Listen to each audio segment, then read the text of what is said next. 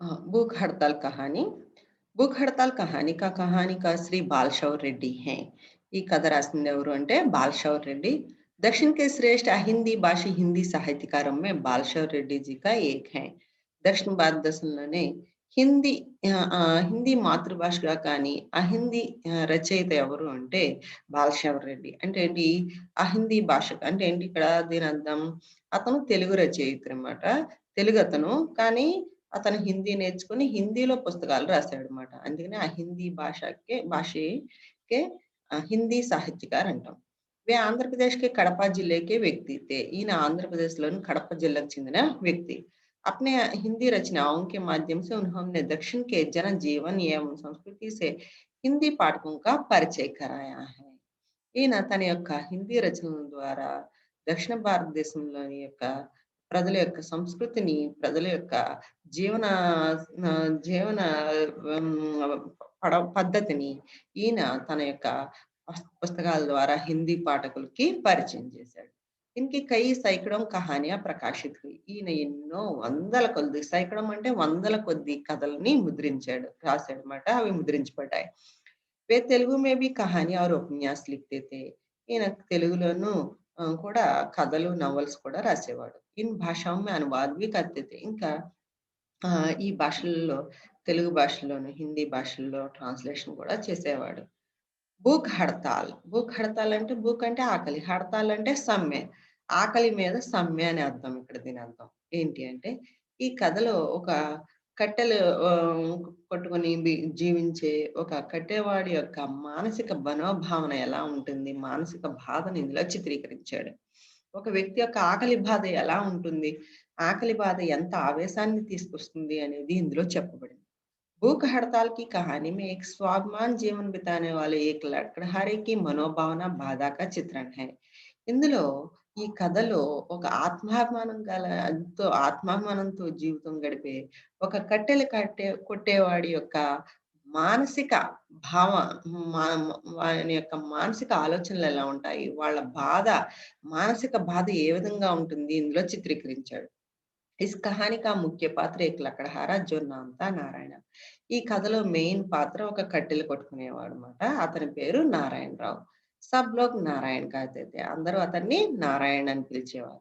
నారాయణ हर दिन जंगल जाकर लकड़ी काटकर शहर में बेचा करता है. నారాయణ ప్రతిరోజు అడవికి వెళ్ళి కట్టెలు కొట్టుకొని అవి తీసుకొచ్చుకొని పట్టణంలో అమ్ముకుంటూ ఉండేవాడు. एक दिन परिवहन विभाग वालों ने हड़ताल किया है. ఒక రోజు కాలుష్య నియంత్రణ విభాగం వాళ్ళు సమ్మె చేస్తారన్నమాట. ఉస్ దిన్ బస్ స్టేషన్ సోనా సోనా రహ గయా. ఇంకా సమ్మె చేయడంతో ఇంకా ఆ రోజు అంతా బస్ స్టాండ్ అంతా చాలా శూన్యంగా ఉంటుంది. ఎవ్వరూ ఉండరు బస్ స్టాండ్‌లో. కహానికార్ మీటింగ్ మే జానే కే లియే బస్ స్టేషన్ ఆతా హై. ఇంతకీ ఆ టైంకి ఆ బస్ స్టాండ్‌కి ఈ యొక్క మన ఈ కట్టెలు కొట్టేవాడు అతను నారాయణరావు వెళ్ళే టైంకి అక్కడకి ఎవరొస్తారు? మన ఈ కథ రాసిన రచయిత కూడా అక్కడికి వస్తాడు. అతను ఏదో మీటింగ్‌కి వెళ్ళాలి.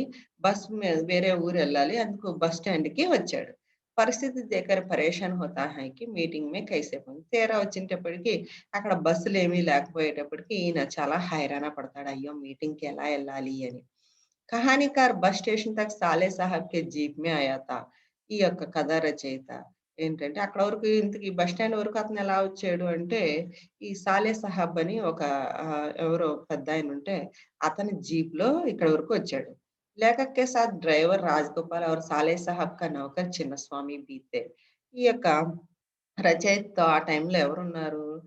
ఒక జీప్‌లో వచ్చాడు కదా! ఆ జీప్ డ్రైవరు, తర్వాత సాలే సాహబ్ గారి నౌకరు కూడా అక్కడే వచ్చారు. ఇతనితో పాటు కూడా ఉన్నారు. लेखक के साथ ड्राइवर राजगोपाल और साले साहब का नौकर చిన్నస్వామి. लेखक को उसे किसी भी प्रकार मद्रास की मीटिंग पर जाना है. ఆ! ఏంటంటే రచయిత ఎలాగైనా ఆ మీటింగ్‌కి మద్రాస్ మీటింగ్‌కి ఎళ్ళాలి.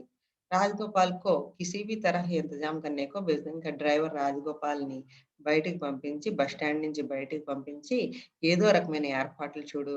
ముझे జరూర్ మీటింగ్ పర్ జానా హై. నేను తప్పనిసరిగా మీటింగ్‌కెళ్ళాలి. నువ్వు కోయి నా కోయి ఇంతజాం కరో అని ఏదో ఒక ఏర్పాటు చెయ్యి అని చెప్పేసి పంపిస్తాడు. और लेखक सामने की चाय की दुकान पर जाकर चाय पीता है और सिगरेट सुलगाता है.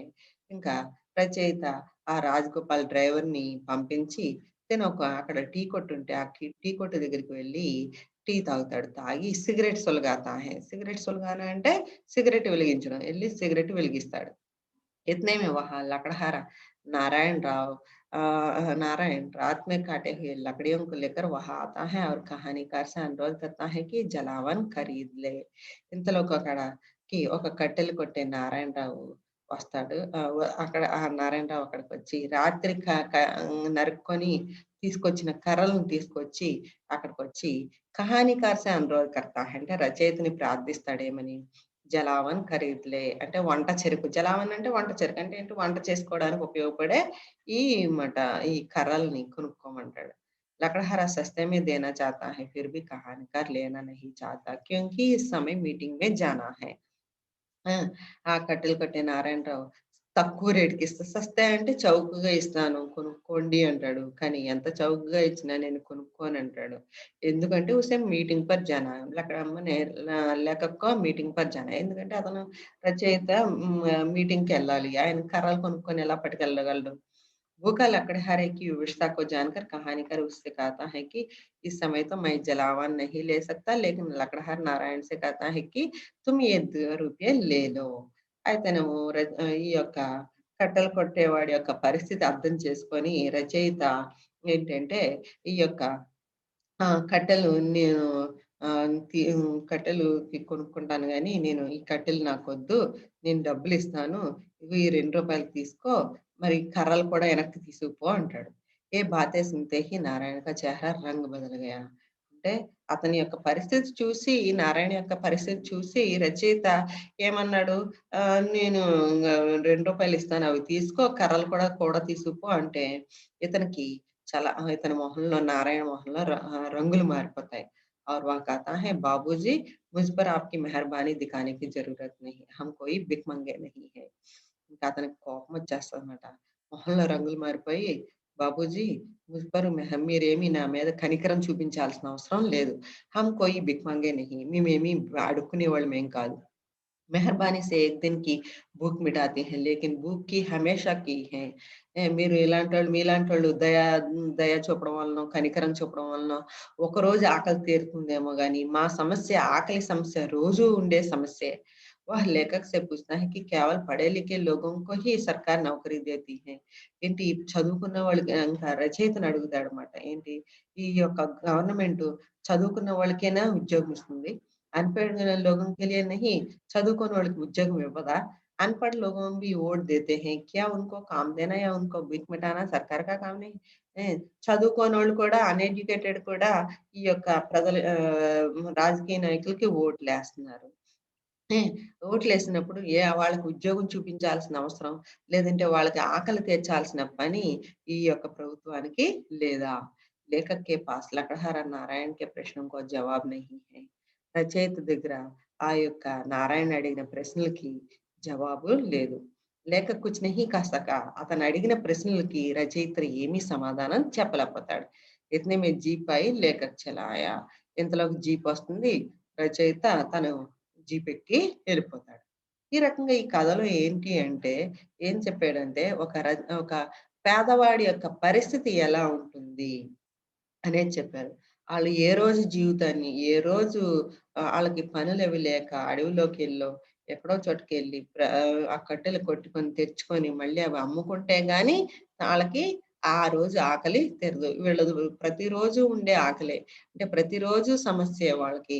ఎందుకంటే ఏ రోజుకి ఆ రోజు జీవన్మరణ సమస్యే.